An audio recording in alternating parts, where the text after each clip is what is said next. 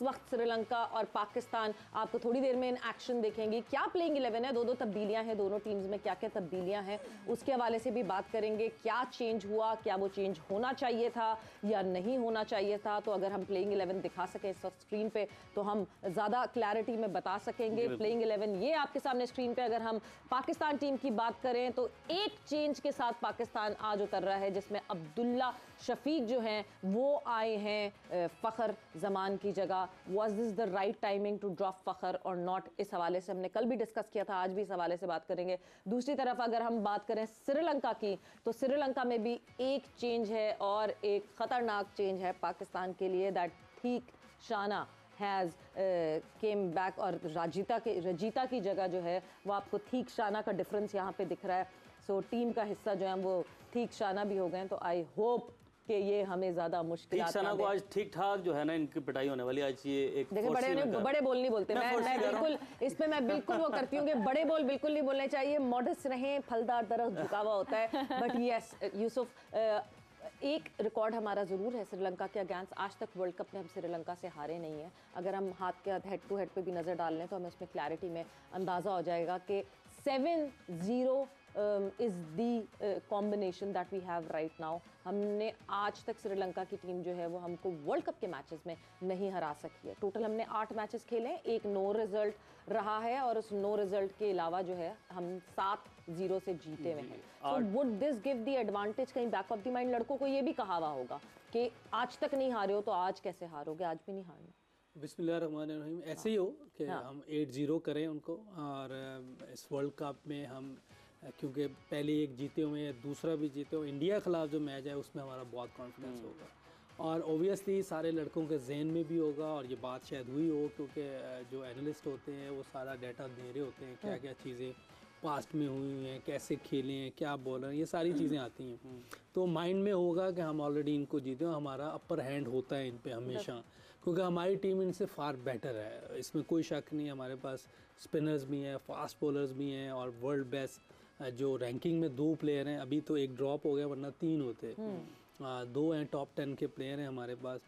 देखा जाए तो कॉम्बिनेशन बहुत अच्छा है, हमारे पास सारी चीज़ें हैं, इसको अप्लाई करना है। आपने जिस तरह की क्रिकेट चल रही है, ठीक है, इस विकेट पे हो, मुझे लगता है कि ये जो हम टॉस आ रहे हैं ये लकी भी हो सकते हैं, क्योंकि हमने तो अक्सर यही देखा जो टॉस जीत रहा है बारी दे रहा है। ऐसी विकेट पे न्यूजीलैंड के खिलाफ भी नीदरलैंड जैसी टीम ने 3 ओवर मेडन कर दिए थे। इसका मतलब कि अर्ली ऑन थोड़ा सा ग्रेप और स्लो टर्न हो रहा था, जिससे बैट पे बॉल आसानी से नहीं आता।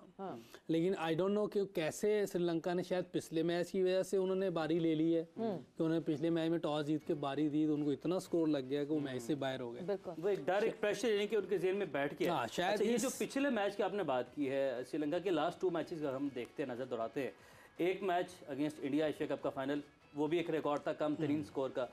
जो लास्ट मैच है वो सबसे ज़्यादा रन जो है वो कंसीड किए इनके बॉलर्स ने। तो ये एक जो साइकोलॉजिकल प्रेशर लेकर तो डेफिनेटली उतरेगी ना श्रीलंका की टीम। मैं वही कह रहा हूँ कि इन्होंने शायद वो जो हुआ है लास्ट मैच में वो बहुत बड़ी इनको डिफीट हुई, हालांकि इन्होंने बहुत अच्छी बैटिंग की दूसरी इनिंग में, चाहे वो मैच हारे हैं लेकिन एक अच्छी फाइट नज़र आई उनकी तरफ से। लेकिन ये ज़हन में मुझे लग रहा है ज़रूर होगा, क्योंकि इस विकेट पे अभी तक किसी ने बारी ली नहीं है, क्योंकि अर्ली ऑन थोड़ी सी मुश्किल होती है। लेकिन इन्होंने कहा कि अर्ली ऑन थोड़ा सा मुश्किल ले लेते हैं, लेकिन अगर हम कुछ ज़्यादा स्कोर कर देंगे, इनके पास स्पिनर है, थिक्शिना वापस आ गया है, वेलागेला है, वो बाद में तंग कर सकते हो। इस विकेट में जो उस दिन हमने मैच तो पहला पाकिस्तान खेला था जी, उसमें गेंद थोड़ा बहुत चल भी रहा था, थोड़ा बहुत रिवर्स स्विंग भी हुआ था। अगर ड्यू नहीं पड़ती तो शायद उनको भी एज हो सकता है, लेकिन हमारी टीम इतनी कैपेबल है कि इनको हरा सकती है आसानी से। बिल्कुल इरम, मतलब जैसे कल न्यूजीलैंड और नीदरलैंड ने जो है वो यहीं हैदराबाद में मुकाबला किया था एंड न्यूजीलैंड ने टॉस जीत के पहले बॉलिंग का ही फैसला किया था। आज हम थोड़ी देर में, क्योंकि वो पिच रिपोर्ट हमने पूरी नहीं देखी थी तो हम पूरी दिखाएंगे कि क्या ऐसी वजह लगी श्रीलंका को, क्या वो माइंडसेट है, क्या वो खौफ है कहीं बैक ऑफ द माइंड के हमने पिछले मैच में जो हमारे ऊपर बहुत रन्स पड़ गए थे तो ऐसा वाला मसला ना हो, या फिर एक और माइंडसेट हो सकता है कि इतना टारगेट सेट कर दें पाकिस्तान के ऊपर कि पाकिस्तान को चेस करने में मसला हो जाए, टॉपल कर सकें, बहुत सारी रीजन हो सकती हैं। बट एक एडवांटेज जो पाकिस्तान को है कि पाकिस्तान अपना चौथा मैच हैदराबाद में खेल रहा है, ये एक बहुत बड़ा एडवांटेज होगा पाकिस्तान का। बिल्कुल, क्योंकि उनको पहले से कंडीशंस का काफ़ी आइडिया होगा पाकिस्तान टीम को। लेकिन मुझे लगता है आज जो एक मेन डिफरेंस होगा वो डिसीजंस का होगा।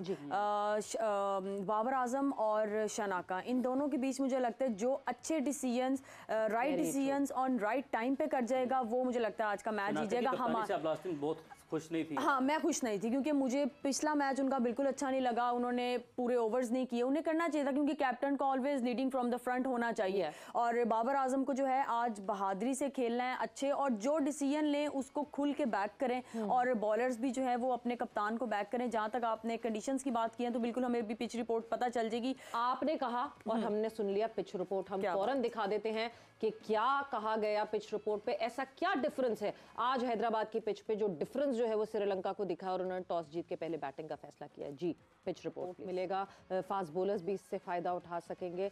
तो मेरा ख्याल से यही चीजें सोच के जो है वो श्रीलंका ने सेकंड इनिंग में थोड़ा सा बॉल हिले चलता भी है। और पास को 280 मेरे ख्याल उसने 280 जो मुझे सुनने में बिल्कुल। तो फिर फ्लैट विकेट तो ना हुआ, बैटिंग विकेट तो ना हुआ, क्योंकि आजकल तो बैटिंग विकेट का मकसद ये है कि 400 रन। आजकल तो बैटिंग विकेट का मतलब ये जो इस वक्त धर्मशाला में हो रहा है, जो 40 ओवर्स में हम 300 कर गए हुए हैं, 307 हो गए हैं, 42nd ओवर इस वक्त जारी है और तो ये बैटिंग 307 ऑलरेडी विकेट कर होता चुके है जिसमें आपको 400 रन करने हैं। ये तो मुझे नहीं लग रहा कि अगर जैसे उसने कहा है। बहरहाल बाज का आप सरफेस से धोखा भी खा जाते हैं, आप क्या देख कुछ रहे होते हैं, हो कुछ जाता है। लेकिन ये है कि जो आजकल ट्रेंड है, अगर वाकई वो विकेट ऐसी है तो वो वैसे ही खेलने की कोशिश करेंगे, क्योंकि पाकिस्तान के सामने तो टारगेट आएगा। बिल्कुल, ये टारगेट के हिसाब से खेलेंगे। श्रीलंका वाले अगर उसको बैटिंग विकेट समझे और थोड़ा सा वो हुआ तो वो जल्दी विकेटें भी दे सकते हैं। वैसे यूसुफ, मैं एज अ बैटर आपसे एक जरूर ये बात जानना चाहूंगी, जब एक टारगेट सामने होता है, कन्वीनियंस ज्यादा हो जाती है बैटर्स को, आपको पता होता है कि अपनी इनिंग को किस किस तरह जो है एक अलग अलग डब्बों में डाल के, इतना मेरा टारगेट शॉट, फिर टारगेट, फिर आपको पता होता है, या फिर जब आप टारगेट सेट करने जा रहे होते हैं उस वक्त ये होता है कि नहीं जी खुला मैं जितना खेल सकता हूँ खेलूं। दोनों में से क्या माइंडसेट बैटर को सूट करता है? देखिए, अगर तो विकेट इवन है, दोनों पहली बारी भी और दूसरी बारी में इवन रहेगी, तो मेरा ख्याल है बैटिंग कर लेनी चाहिए जी।